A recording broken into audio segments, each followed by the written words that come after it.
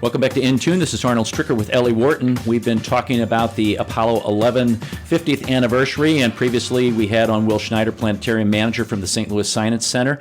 And on the phone right now, we're honored to have Dr. John Blevins, who's the Deputy Chief Engineer for NASA Space Launch System Program at the NASA Marshall Space Flight Center. John, welcome to In Tune. Hey, thanks. Good to be here. We are glad to have you here. Hey, tell us a little bit about your background. You have been involved with space flight for quite a while. Yeah, I've been here at NASA for 20 years.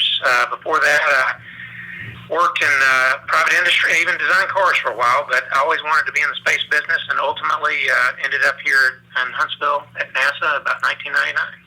And since then, I've been working on different launch vehicles. Worked on the shuttle a little bit, did a little bit of research. Also worked on a vehicle that we flew just up to Mach 6, the Ares vehicle, the previous program you may have heard of called Constellation. And then just got hooked on to SLS, and it's been a great ride. We're doing good things. Now, many people may not know that, when I think of NASA, they may think of Cape Canaveral, which was Cape Kennedy, and then changed back to Cape Canaveral, and they may think of Houston, but they may not know about Huntsville, they may not know about Stennis, they may not know about other kinds of centers that are around the country. What exactly happens at Huntsville other than Space Camp? Well, Space Camp is great, I will say that, and it does take all of those centers. We have a great NASA network, but Huntsville is the primary engineering center for launch vehicles for NASA. So you mentioned Houston, which we work very closely with. They're in charge of the capsule. In fact, during the Apollo time, it was called the Manned Spacecraft Center, and so they were focused very much on capsules at that time. And then, of course, we launch everything a little closer to the equator down at Kennedy Space Center, and also over the water for public safety, and that really makes that launch site important as well. So all the ones you mentioned are really important, including down at Stennis where we test rockets. But here in Huntsville is where we have the original rocket team. It started before we had NASA as the Army Ballistic Missile Agency. So back in the day when they were competing with the Russians and trying to get something in orbit, the von Braun team was here in Huntsville, Alabama, and they were part of that Army Ballistic Missile Agency, and they knew that they could get something in orbit, and the Joint Chiefs of Staff and President Eisenhower at the time chose them to do that, and shortly thereafter commissioned NASA, and that's kind of how Huntsville became a big NASA town. And Arnold, I don't know if you've ever driven down to Alabama, but it's interesting that when you pull into Alabama, the first rest stop is a big space capsule. Wow. And you talk about spending some time there. That's more than just a pit stop, because when you get your children out of the car and they go through that and they see that, they want to stay there and play and imagine and do all kinds of things. It's a wonderful thing to see. It's like within maybe a couple of miles once you get inside of Alabama from Tennessee. Interesting. So it automatically you are put into that frame of mind. You're put into space. Kinda, yeah. John, what are your memories of the Apollo 11 flight, and what stands out to you from that particular journey? Well, most of my memories of Apollo 11 is watching it since Apollo 11. I was 2.5 years old when we did Apollo 11. I distinctly remember watching men live stand on the moon, but that was probably Apollo 17. So I was just a few years old during the Apollo 11. But I do remember just I guess you could say how big a deal it was. Everybody in all of those missions, if they didn't have a TV, they were at Sears or at some other department store trying to see those events. And so the thing that I remember is it was coalescing, I guess, for everybody, right? It made everybody come together for this unique event that was so outstanding. It gave us a sense of pride, too. That everybody could gather around the same event. It wasn't political, it wasn't social, it wasn't racial, it wasn't anything but just sense of pride in having seen this accomplished. Well, and we talked on the previous half hour, John, about how this is something that was like the first explorers who would set sail to go across the ocean or to go across land to discover new continents or new lands. And this was totally, because you're getting off your planet.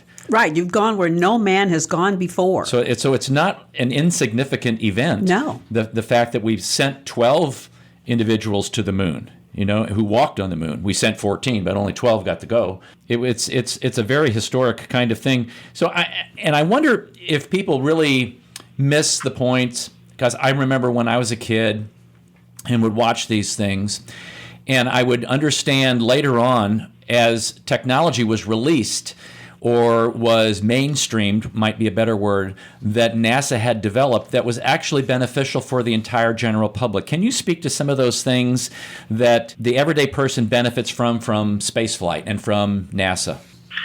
Yeah, certainly. I can certainly list a few. This is an exciting thing that I agree with you, Arnie and Ellie, is totally missed by the common public, is that these investments bring a lot of things other than going to the moon. Right, so everybody thinks of Tang, I think, but recently as part of the shuttle program, even there were some developments in how we do some heart bypass surgery and things like that. Whenever you invest in this kind of technology to do things we haven't done before, you're just going to have a lot of trickle down. We're able better to monitor the Earth and its environment, as you guys know. There's many things that are just part of everyday life. I don't have an inclusive list. I wish I did. I've got this public affairs officer sitting next to me that can probably throw in a few things. And she just wrote something down, which I cannot read.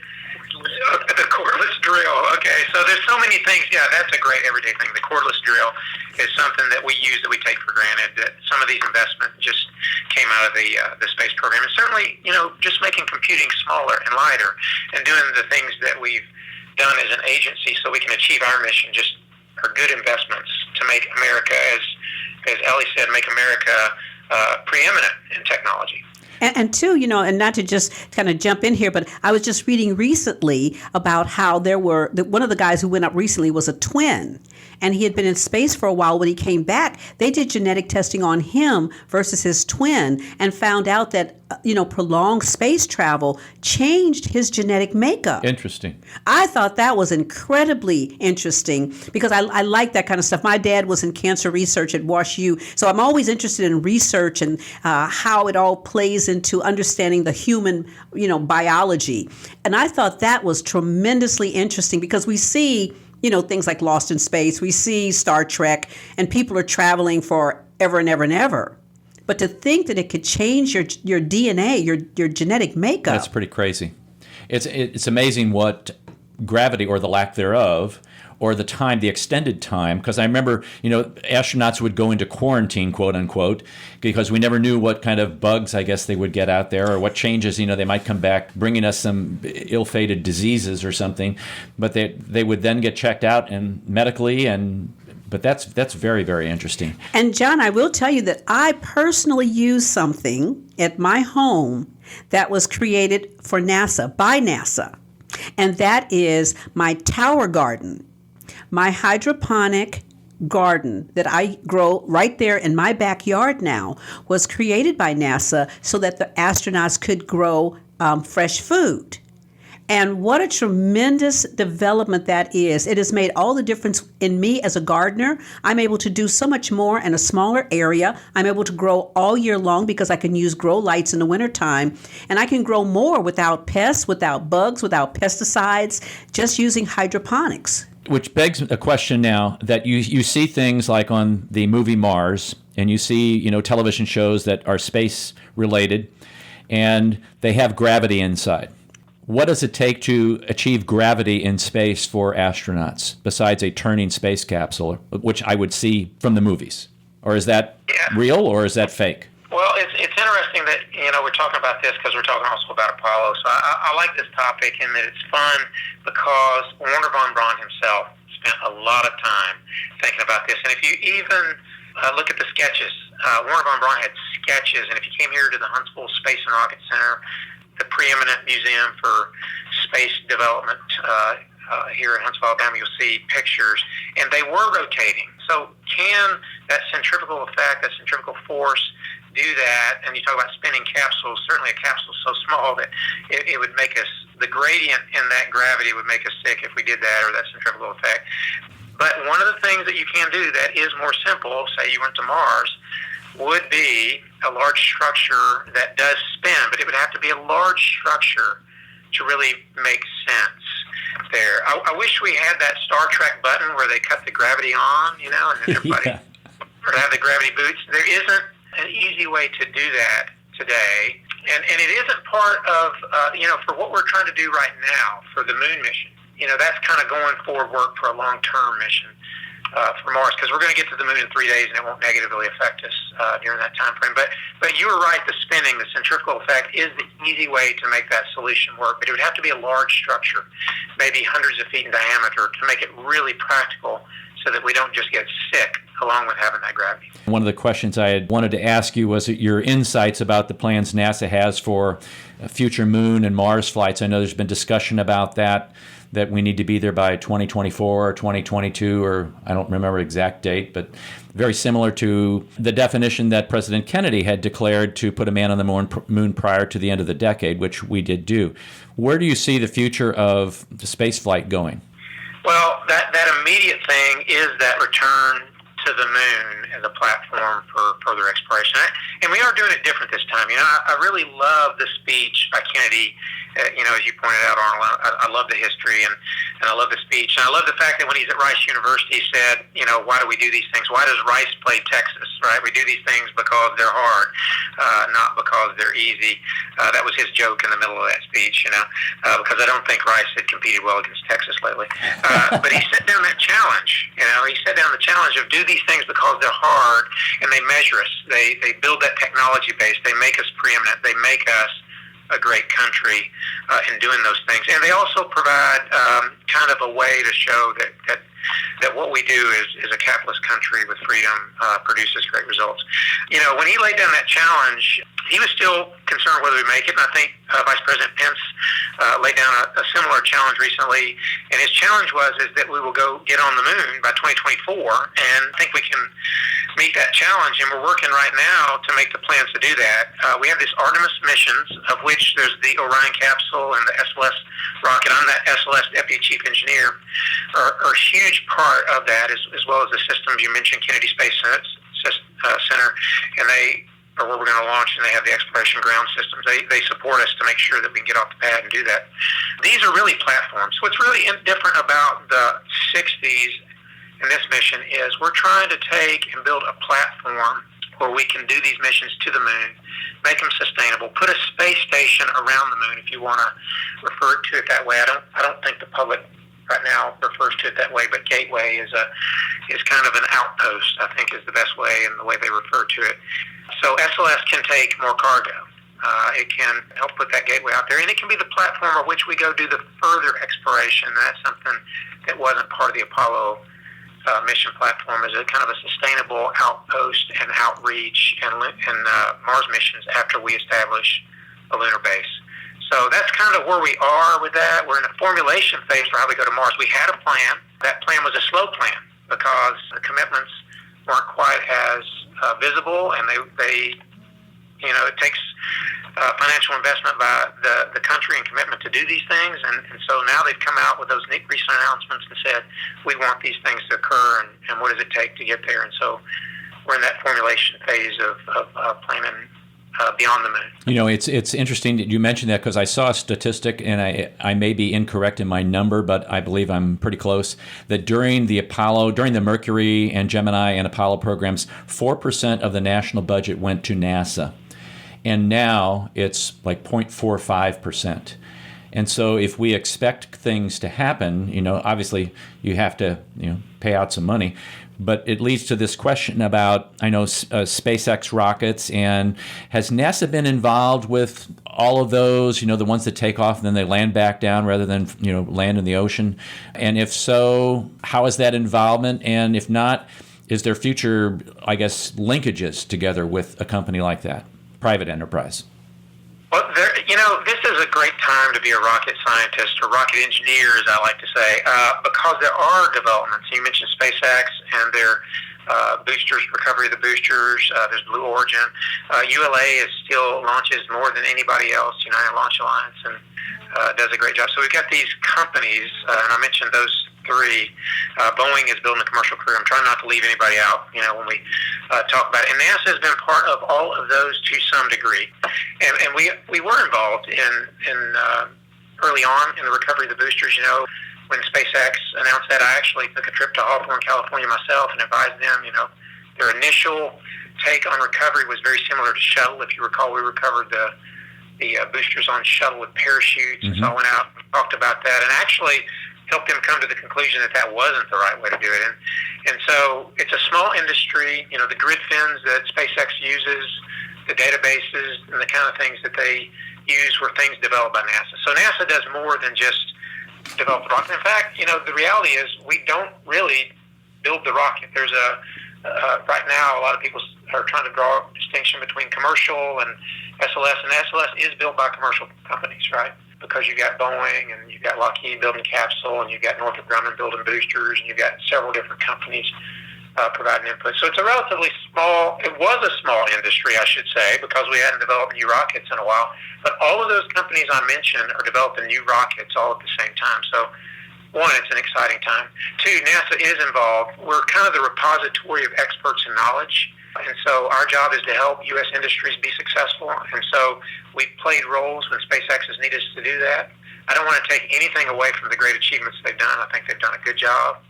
And they've taken that base knowledge from NASA and will ask questions when they need it. And they've gone and developed a pretty good system. So excited to see that there. We are partnered with them for future exploration. So I got asked the question maybe a couple weeks ago, said who's going to get there first? Mentioned one of the rocket companies that had made an announcement, or NASA. And my comment is we're getting there together. What we're trying to do is build an architecture to go to the moon and do the things that a private company can't easily do, like those big payloads that I talk about, whether that's an architecture for an outpost or whatever. And then we're going to partner with commercial companies, really maybe not so dissimilar to the model we already have, or even what we did in Apollo. A lot of those commercial companies built those pieces of hardware. And we're going to partner with those companies, and they're going to build a lot of the hardware for our lunar landing. So I'm glad we've got a lot of companies that have emerged recently. We consolidated. We've gone through decades of consolidation in the aerospace business, and now we're going through a pretty exciting time of developing new rockets and having new capabilities. And so I don't know if that strictly answered your question, Arnold, but we've got some great things going on. No, that's great, because there was a new rocket that was tested at Stennis, last year or 2 years ago, and that's part of the going to the Mars project. Am I correct in that, or? Well, I was so busy working on the Space Launch System, I might have missed that one. But there's been a lot of tests. Stennis has repetitively done tests for the United Launch Alliance down there, coming up with stuff, and they may have done some others. Here in Huntsville, we actually have some test stands that we use during the Saturn time that Blue Origin is using and some other groups are using right now. So it is a kind of a combined industry, even though there's a lot going on. Are these going to be international kinds of cooperation, or is it strictly going to be pretty much like a United States private NASA interaction as these things develop further? Well, there's been some international cooperation on the current rocket. I will say that, the European Space Agency built a part for what is part of the Orion system. I really don't know the plans.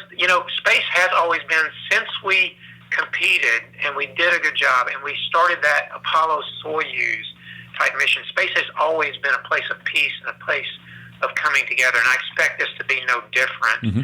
But those relationships aren't formal yet. I think once we do something really exciting and we go around the moon with people in upcoming years and we send our mission in upcoming years, it'll be unmanned first, and then we send a manned mission, I imagine there'll be a lot of interest in doing those things. And one thing, Ellie mentioned, I'm going to back up. I'm going to enter your conversation from before just a little bit, if that's okay. Sure. We talk about, it was about 4.5% or something like that of the gross national product during the 1960s. It was a great investment by this country to go there.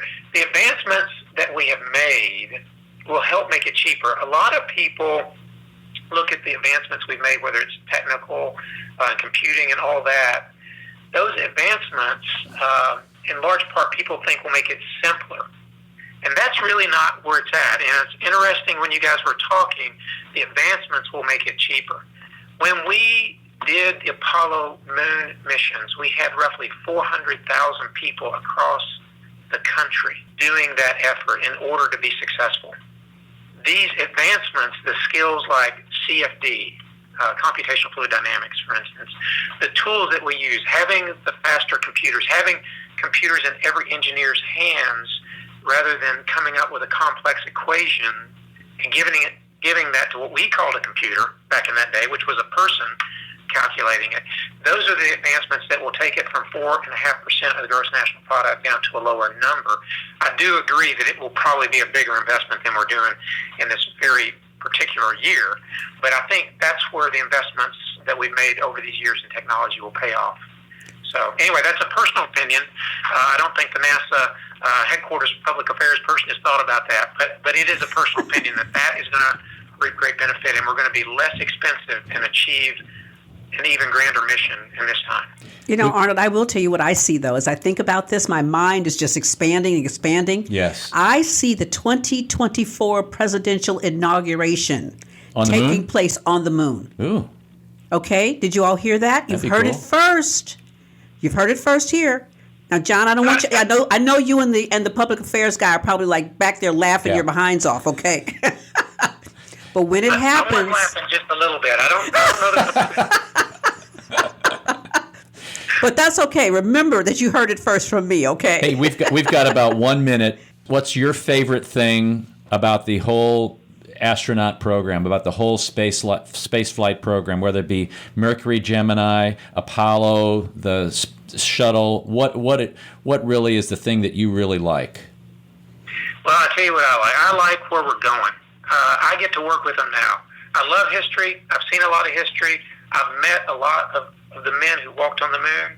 But what I really like is the fact that the astronaut corps I work with today are going to be the next group of people to stand on the moon. And that's what I like the best. That's great. Dr. John Blevins, who's Deputy Chief Engineer, NASA Space Launch System Program at the NASA Marshall Space Flight Center. John, thank you very much. We appreciate you coming on to In Tune today and taking the time out of your busy schedule to do that. And best wishes for a great celebration tomorrow. Thank you.